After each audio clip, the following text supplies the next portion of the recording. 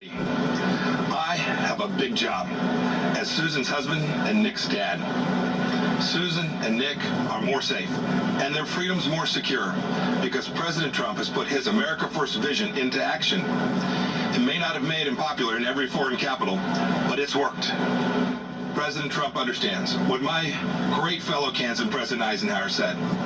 For all that we cherish and justly desire for ourselves or for our children, the securing of peace is the first requisite. Indeed, the primary constitutional function of the national government is ensuring that your family and mine are safe and enjoy the freedom to live, to work, to learn, and to worship as they choose. Delivering on this duty to keep us safe and our freedoms intact, this president has led bold initiatives in nearly every corner of the world. In China, he's pulled back the curtain on the predatory aggression of the Chinese Communist Party. The president has held China accountable for covering up the China virus and allowing it to spread death and economic destruction in America and around the world. And he will not rest until justice is done.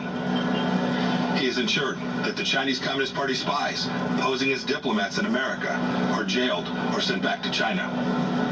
And he has ended the ridiculously unfair trade arrangement with China that punched a hole in our economy. Those jobs are coming back home. In North Korea, the president lowered the temperature and against all odds got the North Korean leadership to the table.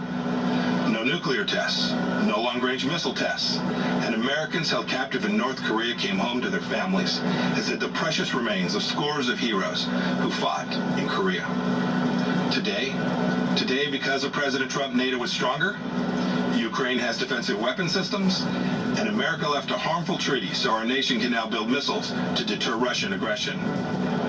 And in the Middle East, when Iran threatened, the president approved a strike that killed the Iranian terrorist Qasem Soleimani. This is the man most responsible for the murder and maiming of hundreds of American soldiers and thousands of Christians across the Middle East. And you'll recall, too, that when the president took office, radical Islamic terrorists had beheaded Americans, and ISIS controlled a territory in the size of Great Britain. Today, because of the president's determination and leadership, the ISIS caliphate is wiped out. It's gone. Its evil leader, Abu Bakr al-Baghdadi, is dead, and our brave soldiers, they're on their way home. The president exited the U.S. from the disastrous nuclear deal with Iran and squeezed the Ayatollah, Hezbollah, and Hamas. The president, too, moved the U.S. Embassy to this very city of God, Jerusalem, the rightful capital of the Jewish homeland.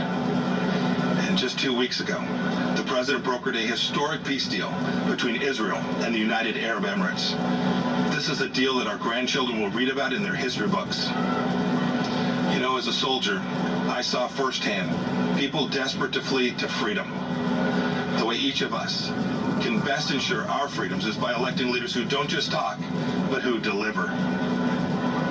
An American hostage, imprisoned in Turkey for 2 years, Pastor Andrew Brunson, said upon his release that he survived his ordeal with these words of Scripture: "Be faithful, endure, and finish well. If we stay the course, we will." May God richly bless you, and may God bless our great nation, the United States of America.